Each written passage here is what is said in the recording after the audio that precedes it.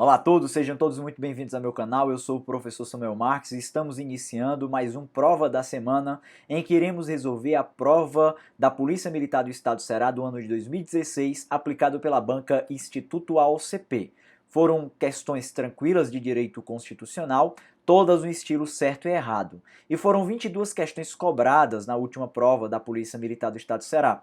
E por isso, faremos o seguinte: este primeiro vídeo tratará da primeira parte, resolveremos as 11 primeiras questões, e no nosso próximo vídeo de prova da semana resolverei a segunda parte do concurso da Polícia Militar do Estado do Ceará, beleza? Para que a gente tenha um tempo razoável aqui de duração do nosso programa Prova da Semana. Mas vem aqui comigo, por favor, sem perder mais tempo. Então, Polícia Militar do Estado do Ceará, da banca Instituto AOCP. Vamos lá para a nossa primeira questão. A casa é asilo inviolável do indivíduo, ninguém nela podendo penetrar sem o consentimento do morador, exceto apenas por determinação judicial. Bom, a ideia aqui é extrair o máximo de conhecimento de cada questão, assim como é realizado em todos os outros programas aqui do meu canal.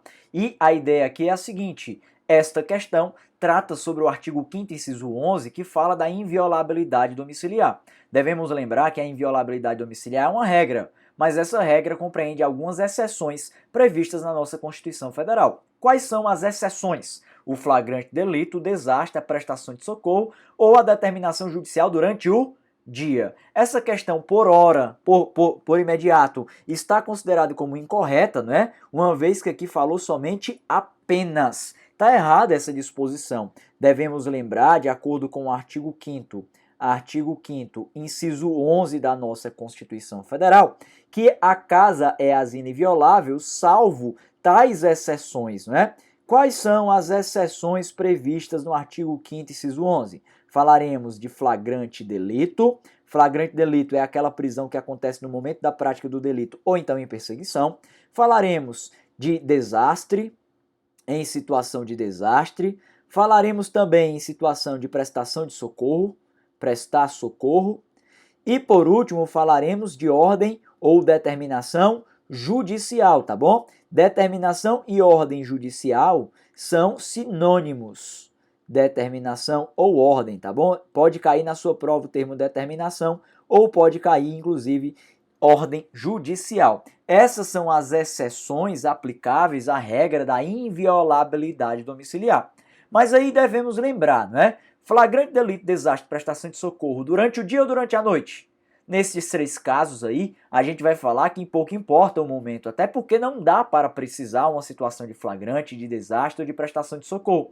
Então, por óbvio, a gente deve entender, deve compreender que nessas três primeiras condições aqui, pode ser durante o dia ou durante a noite, uma vez que não dá para a gente prever quando essas situações ali poderão acontecer. Já quando a gente fala da ordem judicial, da determinação judicial, esta somente durante o dia. É isso que a nossa Constituição Federal fala lá no artigo 5º, inciso 11.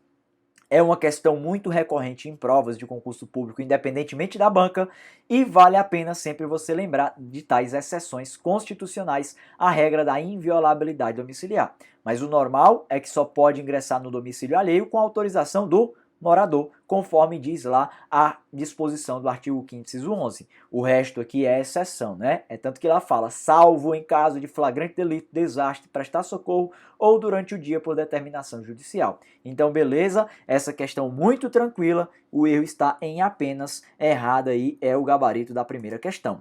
Olha a segunda questão. A criação de associações e, na forma da lei, a de cooperativas depende de prévia autorização do poder público. Olha, falou em direitos de associação, a gente deve observar tudo o que está previsto do artigo 5º, inciso 17 ao inciso 21. Até colocar aqui para vocês esse endereço, tá bom? Artigo 5º, inciso 17 ao inciso 21 da nossa Constituição Federal.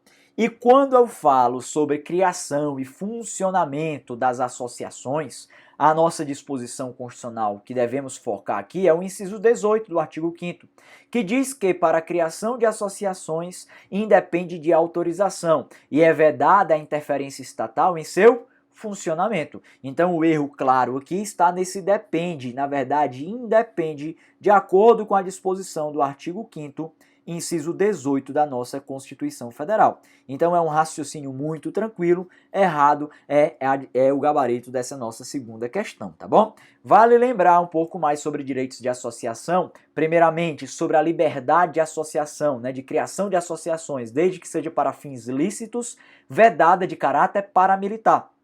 Para quem não sabe, paramilitar é referente a uma associação cuja atividade a ser exercida é uma atividade militar em paralelo àquela exercida pelo Estado. Sabemos que o militarismo é próprio do Estado. Sabemos que a atividade militar é exclusiva do Estado. Portanto, não pode o exercício de uma atividade paramilitar nesta condição, tá bom? É por isso que você deve lembrar dessa vedação. O inciso 18 fala sobre a criação e o funcionamento, independe de autorização para a criação e quanto ao funcionamento é vedada a interferência estatal. No inciso 19 fala de um assunto muito importante e bastante cobrado em prova, que é a dissolução e a suspensão das associações. Devemos lembrar que tanto para dissolver como para suspender necessita-se de decisão judicial, sendo que na dissolução, por ter um caráter definitivo, essa decisão judicial deve ser transitada em julgado. O inciso 20 fala sobre a liberdade de se associar. Ninguém será compelido a associar-se ou a permanecer associado. E no inciso 21 nós encontramos a representação processual das associações, em que para que ela represente seus filiados judicial ou extrajudicialmente é necessário que haja uma prévia autorização dos filiados para tal. Beleza? Uma breve recapitulação dos pontos estabelecidos na nossa Constituição quanto ao direito de associação. Inciso 17 ao 21, vale a pena revisar esses pontos, tá? Passando comigo agora para a nossa terceira questão. Olha lá. A pequena propriedade rural, assim definida em lei, desde que trabalhada pela família, não será objeto de penhora para o pagamento de débitos decorrentes de sua atividade produtiva. Vale grifar essa atividade produtiva. Dispondo a lei sobre os meios de financiar o seu desenvolvimento. Falou em pequena propriedade rural, devemos observar a disposição do artigo 5º, inciso 26 da nossa Constituição Federal. Você deve saber que os direitos de propriedade estão lá no artigo 5º, inciso 22, até o inciso 28 da nossa Constituição Federal. Na verdade, até o inciso 29, tá bom? O que é que dispõe o direito de propriedade? Direito de propriedade é aquele direito de possuir coisas. E esse direito de propriedade ele não é ilimitado, ele é limitado. A nossa Constituição traz algumas limitações. A primeira lá no inciso 23, que é a função social da propriedade. A segunda limitação que nós encontramos é a ideia de desapropriação. A terceira limitação é a requisição administrativa. No inciso 26 fala-se sobre uma proteção especial à pequena propriedade rural, em que esta será protegida em face, tá, pessoal? Em face de penhora, daqui a pouco eu explico para você o que é penhora, em razão de dívida relacionada à atividade produtiva, isso para a pequena propriedade rural. Existem outras determinações que vão do inciso 27 ao 29, que diz respeito também a direito de propriedade, só que ali eu falo de propriedade intelectual ou propriedade imaterial.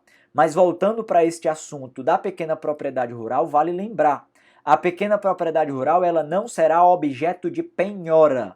O que é a penhora? Para que você possa entender a lógica constitucional. A penhora é uma forma de execução de uma dívida. A penhora é uma forma de você transformar um bem, um patrimônio, um bem, em pecúnia, em dinheiro, para o pagamento de uma dívida. Então vamos supor que eu esteja devendo R$1.000 a uma pessoa. Essa pessoa ela entra com ação de execução de dívida, de cobrança de dívidas. Atribui-se ali a minha condição de devedor daquela dívida e ele pede a execução. Só que o juiz analisa a minha conta bancária e percebe que eu não tenho nada na minha conta bancária de dinheiro. O que é que acontece, pessoal? Não vai parar por aí. O juiz vai atrás dos meus bens. E vamos supor então que ele pegue meu celular no valor de R$1.500 e penhore esse celular. O que é a penhora? Penhora é transformar esse bem, tá? Esse patrimônio em pecúnia, em dinheiro, R$1.500. Desses R$1.500, pega-se o valor ali que é devido, paga ao indivíduo, ao credor, né, aquele que estou devendo, e o resto fica comigo. Penhora é isso. E a pequena propriedade rural, ela pode ser penhorada? Não, tá, pessoal? Ela não pode, desde que seja relacionada à dívida à atividade produtiva. Nesse contexto somente. É importante frisar que a dívida tem que ser da atividade produtiva. Por que é importante frisar isso? Primeiro, porque essa é a literalidade do texto da Constituição.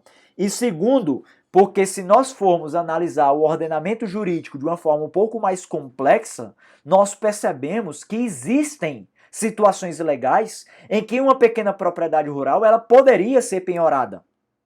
Existem situações, ela só não pode se a dívida for relacionada à atividade produtiva. Essa afirmação aqui da terceira questão está correta de acordo com o inciso 26 do artigo 5º da nossa Constituição. Está correto, tá bom? De acordo com a literalidade desse inciso 26. Mas cuidado, tenta sempre lembrar dessa ideia da atividade produtiva, pois em prova é muito comum afirmações determinando que a pequena propriedade rural jamais será penhorada. Ponto. Se eu der o ponto aí, se eu falei jamais será penhorada sem estabelecer qual é a condição, eu vou entender que ela jamais será penhorada em qualquer situação. E isso deixaria errada a questão, uma vez que é somente relacionada à atividade produtiva. É isso que dispõe a nossa artigo 5º, inciso 26, é por isso que está correta aí a nossa terceira questão. Passa para a nossa quarta questão. Aos litigantes em processo judicial e aos acusados em geral, exceto em processos administrativos, são assegurados o contraditório e a ampla defesa, com os meios e recursos a ela inerentes.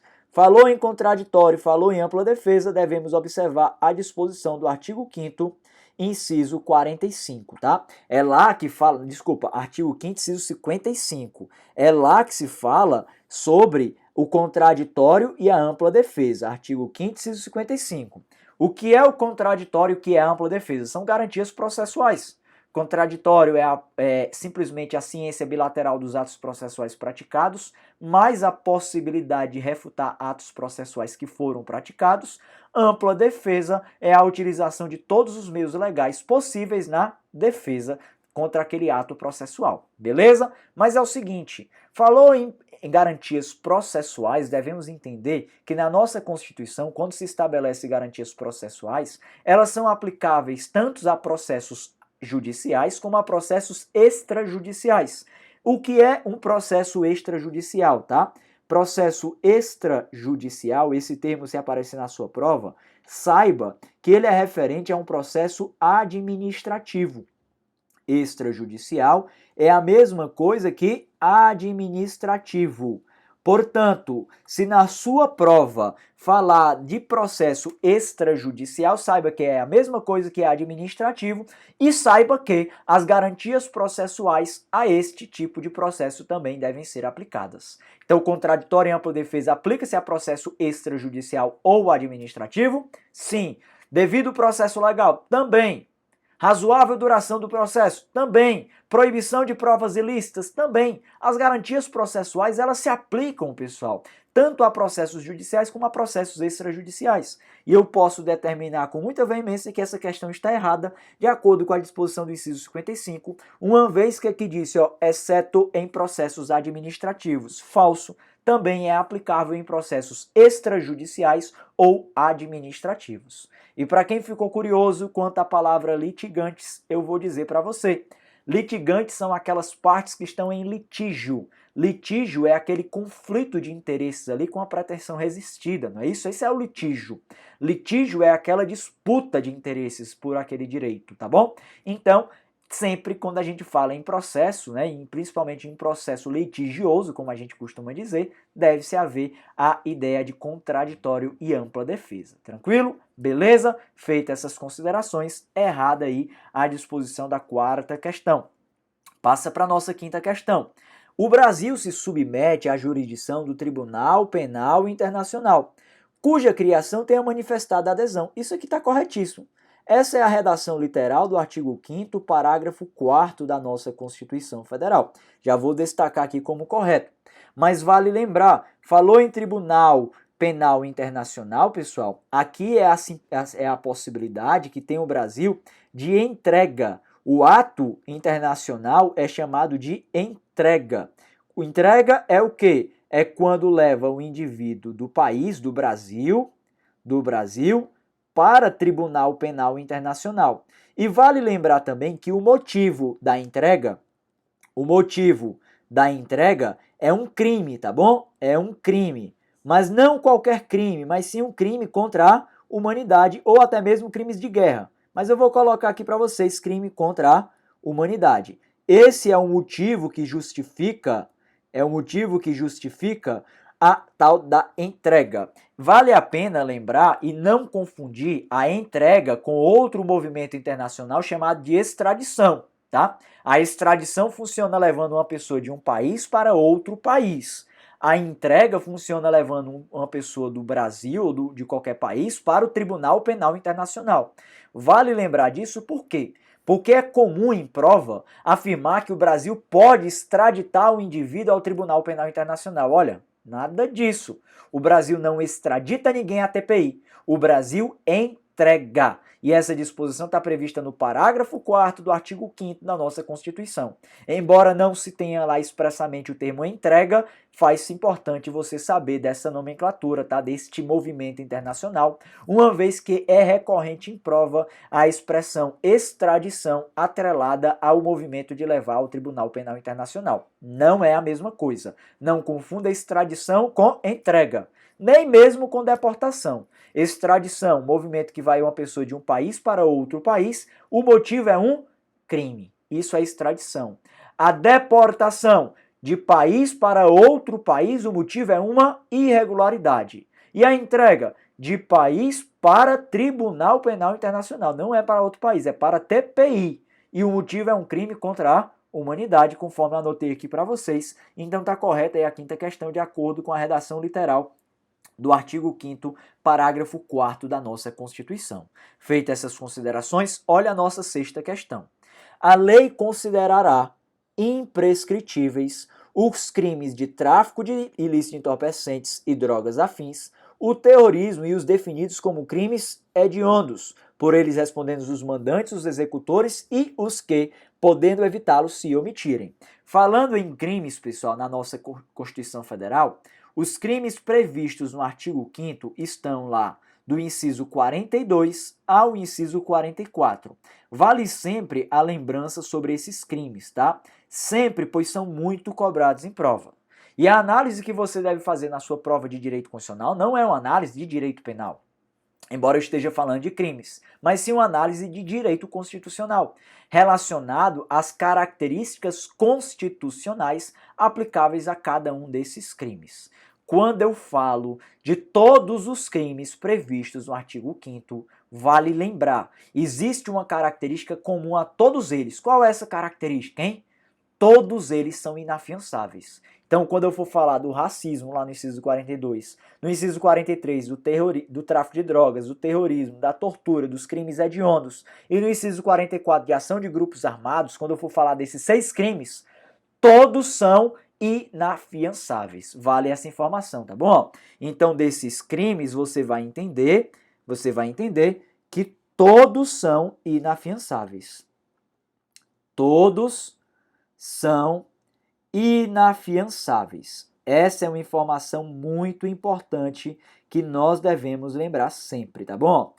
Todos são inafiançáveis. Beleza, e para ajudar mais ainda nesse raciocínio, existem 2 bizus interessantes para a gente lembrar dos crimes previstos no artigo 5º. Existe o bizu do ração. Ração por quê, tá, pessoal? RA de racismo e ação de grupos armados. Esses crimes são estabelecidos de maneira conjunta pelo fato de eles terem a mesma característica constitucional elencada, tá bom? Eles são inafiançáveis e são imprescritíveis. Então vou colocar aqui para vocês, inclusive, até mostrar a devida assimilação. Ração vem de RA de racismo e quando eu falo do ação aí, eu vou falar de ação de grupos armados. Qual é a característica constitucional aplicada à ração? Você vai entender que além de inafiançáveis, os crimes do ração são imprescritíveis. Imprescritíveis. Beleza. E nós temos o famoso bizu do T3H. T3H por quê? Porque significa aqueles previstos no inciso 43. Tortura, tráfico de drogas, terrorismo e os crimes hediondos. Os 3 T's aí, ó, desses 3 crimes. O H de crimes hediondos. Além de inafiançáveis, eles são quem? Insuscetíveis de graça ou anistia. E aqui vale o ponto, tá? Se a Constituição não disse que esses crimes são imprescritíveis, se ela não falou nada sobre isso, você vai entender justamente o contrário.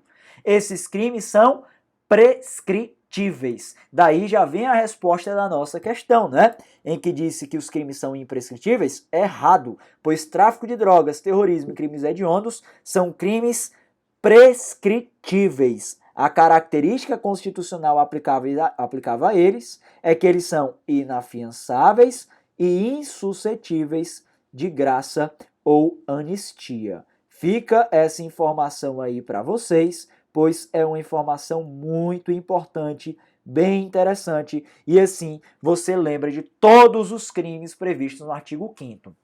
Vale mais uma vez ressaltar.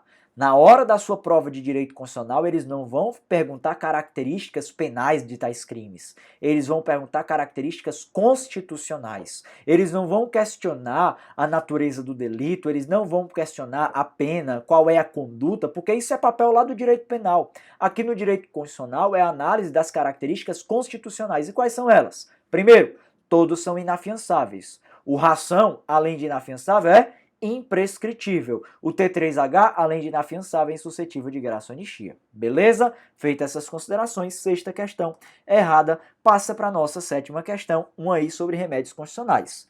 A obtenção de certidões em repartições públicas para a defesa de direitos e esclarecimento de situações de interesse pessoal é assegurada a todos, independentemente do pagamento de taxas. Isso aqui, pessoal, de cara está correto, tá? Devemos observar o que dispõe o artigo 5º, inciso 34, a linha B da nossa Constituição Federal. Esses direitos de certidão e direito de certidão, que estão lá no inciso 34, são assegurados a todos. Olha lá o inciso 34. São assegurados a todos, independentemente do pagamento de taxas. A linha A, o direito de petição aos poderes públicos contra a ilegalidade ou abuso de poder. A linha B, o direito de obtenção de certidões em repartições públicas para a defesa de direitos e esclarecimento de situações de interesse pessoal. Então é importante lembrar que esse remédio constitucional da via administrativa é um remédio constitucional de aplicação universal, tá? Ele é assegurado a todos e, além disso, ele é exercido de forma gratuita, uma vez que independe do pagamento de taxas. Para falar a verdade, no contexto geral dos remédios constitucionais, falo geral, porque aqui eu vou lembrar tanto dos da via judicial como dos da via administrativa, só existem 2 remédios constitucionais que normalmente são pagos. Quais são eles? O mandado de segurança e o mandado de junção, né? O MM, o famoso MM. Você nunca comeu MM de graça. Então lembra, mandado de segurança e mandado de junção são pagos. A ação popular, ela pode ser paga, mas é de forma excepcional, né? Só se comprovar a má-fé. Exceção, tá, pessoal? Em regra ela é paga. Desculpa, em regra ela é gratuita. Excepcionalmente é que ela poderia ser paga. Beleza? Informação interessante. Tá correta aí a 7ª questão, de acordo com a disposição do inciso 34, a linha B. Olha para a nossa 8ª questão. Essa 8ª questão, já fazendo a devida vênia, foi uma questão que gerou muita repercussão negativa contra ela. Foi uma questão que, preliminarmente, a banca trouxe um gabarito que condiz mais com a realidade. Depois, quando as pessoas entraram com recursos contra essa questão, acabou que ela mudou o entendimento e no gabarito definitivo ela mudou, tá? Eu ainda não considero que ela fez um ato certo, ter mudado. Eu ainda não considero, por quê? Porque a gente está fazendo uma análise não literal do texto da Constituição. Não é uma análise de perguntando se está certo de acordo com a literalidade. Vocês vão ver comigo, vem aqui comigo, por favor. Todos podem reunir-se pacificamente sem armas, beleza. Em locais abertos ao público, beleza. Independentemente de autorização, ótimo. Desde que não frustrem outra reunião anteriormente convocada para o mesmo local. Beleza, ponto. Perceba que não está completo de acordo com a disposição do inciso 16 do artigo 5º. Faltou ali dizer, né, sendo apenas necessário, necessitando apenas do prévio aviso à autoridade competente. Ele só não colocou isso. O que é que acontece, pessoal? Essa questão aqui, essa afirmativa, está incompleta. Mas será que eu posso dizer que essa afirmativa está incorreta? A banca, Instituto AOCP, nesse concurso de 2016, ela entendeu que o gabarito é errado. Ela entendeu isso. Isso foi o raciocínio da banca. Isso foi o que a banca definiu. Só que, olha que interessante, se eu afirmar e perguntar um certo e errado, o direito de reunião é pacífico sem armas. Ponto. Você vai dizer que está certo ou está errado? Você vai dizer, está certo, é pacífico sem armas. É uma informação que está incompleta, mas não deixou incorreto. Então, o que é que você marcaria? Certo. É a mesma ideia que se aplica aqui agora. Estamos diante de uma questão que está incompleta. A banca, no gabarito preliminar, entendeu que estava correta, porque está incompleto não quer dizer que está incorreto, né? Só que depois dos recursos, ela foi lá e mudou o raciocínio. Beleza, tranquilo. Ah, professor, é porque essa banca ela é literal. Mais ou menos. Sabe por que eu falo isso? Porque no ano de 2017, um ano após a aplicação dessa prova da PM, teve um concurso público no estado do Ceará, concurso de agente penitenciário do estado do Ceará. A época era agente penitenciário, hoje é policial penal, como você deve saber, né? Foi estabelecido como órgão de segurança pública. Mas, a época, foi o concurso posterior ao da Polícia Militar, também da Banca Instituto AOCP, e ela cobrou uma questão, uma afirmativa, em que estava incorreta, incompleta, e ela considerou como correta. Então eu estou fazendo essa devida vênia só para que você perceba, olha, o Instituto AOCP é uma banca que não tem uma característica bem definida. No concurso da PM ela colocou algo incompleto e por isso ela considerou como incorreto. No concurso de AGPEM, né, policial penal hoje em dia, ela considerou algo incompleto, ainda assim como correto. Então, se você observar, a banca ela não tem essa característica bem definida. Ao meu entender, essa questão estaria com o gabarito certo, pois ela está incompleta, mas não deixou incorreta, pois essa incompletude trouxe informações verdadeiras. Se eu afirmar que o direito de reunião é pacífico sem armas, isso está correto? Tá. Se eu falar que ele independe de autorização, isso está correto? Tá. Que ele deve ser exercido em local aberto ao público, está correto? Tá. Que ele não pode frustrar a reunião anteriormente convocada para o mesmo local, está correto também. Então, faltando o prévio aviso aí, não deixaria incorreto. Agora, se tivesse mais bem elaborado esse enunciado e dissesse que o direito de reunião é exercido nestes limites, aí fala dos limites aí, e não fala-se ali do prévio aviso à autoridade competente, aí deixou errado. Por quê? Porque ele estava exigindo a literalidade, o que não foi nesse caso. Então estamos diante de uma questão mal elaborada que acabou gerando essa controvérsia de gabarito, tá bom?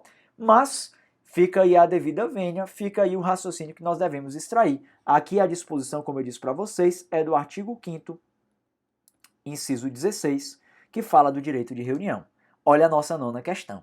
É plena a liberdade de associação para fins lícitos, bem como para fins de caráter paramilitar. Eu já falei para vocês sobre isso hoje, não é? O artigo 5º, inciso 17, ele diz que uma associação tem que ter fins lícitos, ou seja, tem que ter um fim legalmente possível, e além de ter fins lícitos, é vedada, ou seja, é proibida de caráter paramilitar. É vedada de caráter paramilitar. Então, nessa condição, pessoal, obviamente essa questão está errada, não é? Muito tranquila, a gente já falou aqui hoje sobre os direitos de associação, que é tudo aquilo que vai do inciso 17 ao inciso 21 do artigo 5º. Um raciocínio bem interessante que nós devemos compreender a partir disso. Antes da gente seguir para a nossa próxima questão, você que está me assistindo, me assistiu até agora e ainda não deixou seu like, não perde tempo, deixa aí seu like, tá?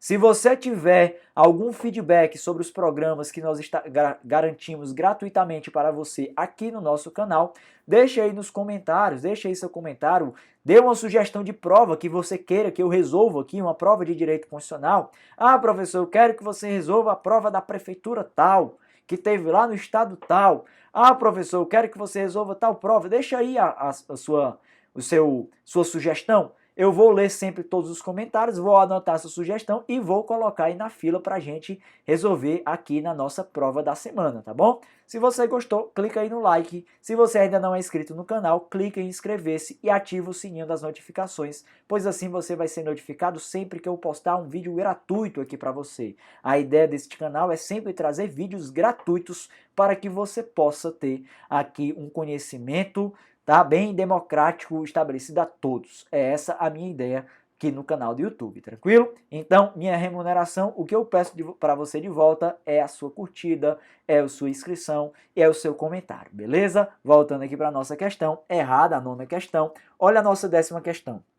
No caso de iminente perigo público, a autoridade competente poderá usar de propriedade particular, sem que o proprietário tenha direito à indenização ulterior caso haja dano. Nada disso, né, pessoal? Tá erradíssimo. Nós sabemos a disposição do artigo 5º, inciso 25 da nossa Constituição Federal, que fala sobre a chamada requisição administrativa. Para quem não sabe o que é requisição administrativa, é uma forma de intervenção do Estado na propriedade privada, em que o Estado utiliza da sua propriedade particular por um certo período de tempo. Ele utiliza da sua propriedade particular para sanar uma situação de iminente perigo público. Essa sendo cessada, o que é que acontece? Devolve ali o uso, né, a utilização daquela propriedade a seu proprietário. E quando se devolve, caso haja dano, cabe indenização? Sim, cabe indenização. Não confunda os requisitos de indenização da desapropriação com o da requisição administrativa. Na desapropriação, justa e prévia em dinheiro. Na requisição administrativa, ela vai ser uma indenização ulterior. Ulterior é a mesma coisa que posterior, mas somente se houver dano. É essa a disposição constitucional. Diante disso, 10ª questão, errada. Olha aí a nossa 11ª questão. Todos têm direito de petição aos poderes públicos em defesa de direitos ou contra ilegalidade ou abuso de poder, independentemente do pagamento de taxas. Eu falei para vocês agorinha sobre essa disposição lá do artigo 5º, inciso 34 da nossa Constituição Federal, aqui no caso a linha A. Tanto o direito de petição, este aqui, como o direito de certidão, aquele tratado em outra questão, são remédios constitucionais da via administrativa que são exercidos por todos e eles independem do pagamento de taxas, ou seja, são gratuitos. É essa a disposição que nós devemos entender. Portanto, está correta a disposição da 11ª questão. Beleza? Eu vou deixar aqui para você mais uma vez à sua disposição o meu Instagram, @profsamuelmarques. Caso você tenha alguma dúvida sobre as questões estabelecidas nesse vídeo, pode mandar mensagem lá no direct que eu vou ter o maior prazer de retirar sua dúvida, tá bom? Vamos fazer o seguinte, este vídeo contempla a primeira parte da prova da Polícia Militar 2016. Foram 22 questões, aqui eu trouxe 11. No nosso próximo vídeo, no nosso próxima prova da semana, aqui no meu canal, tá bom? Eu vou trazer a segunda parte do concurso da PM de 2016. Então, você que assistiu e gostou das explicações, gostou do conhecimento extraído de cada questão, deixa seu like, se inscreva no canal, ativa as notificações e deixa seu comentário aí com alguma sugestão de prova que eu possa resolver.